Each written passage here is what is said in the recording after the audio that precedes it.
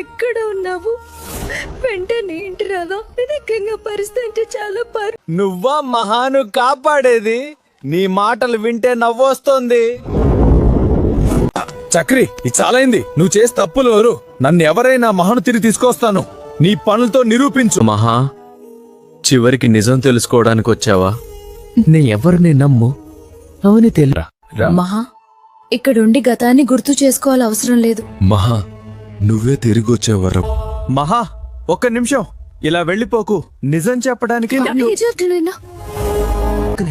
ఇదిగో, నేను చెప్పిన నిజానికి ఇదే సాక్ష్యం. ఇన్ని రోజుల పన్ను నాకు దక్కకొచ్చానమ్మా. ఇక్కడ అసలు ఏం జరుగుతోంది? నేను ఇన్ని రోజులు నిజం దాచిపెట్టింది ఎవరు? ఈ కుటుంబం లేడు. నేను విన్న మాటలేనమ్మాను. చక్రిని తప్పుగా చేసుకున్నాను. అందరూ ప్రశాంతంగా ముందుగా నీ నిజం తెలుసుకుని నేను ఎవరిని మోసం చేయలేదేండు. నిజం చెప్పడానికి మాత్రం వచ్చాను. తిను బిడ్డా, ఈ రోజు మన ఇంట్లో మళ్ళీ సంతోషం మొదలవుతుంది. దేవుడు, నేను నీకు బ్రతుకు నిజం వదిలేరు. చక్రి, నన్నింత దూరం ఎందుకు నెట్టేశావు? నేను చేస్తూ కప్పాలని నీకు అబద్ధాంచావు. నువ్వు చెప్పేది నిజమా? ఇంతకాలం మనమందరం మోసపోయామా?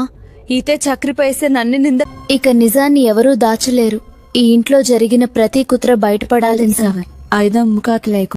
అమ్మా, నువ్వు చెప్పినదాన్ని టైమని చేయనమ్మా. అమ్మయ్య, ఇంత పెద్దలంగా మనసుకి నెరందెందుకు? ఇంత పెద్ద ఆరోపణలు చేస్తుంటే నీదే నిజం ఉండడు. సాక్షి ఉంది అంది అత్తయ్య. గొట్టి పూర్తిగా విందాం. నోరు మూసుకో. మా కుటుంబం గురించి ఒక్క మాట పడేవాడు. చాలు, ఇద్దరు తలలా పడ్డండి. చక్రి, నిజం బయటపడింది.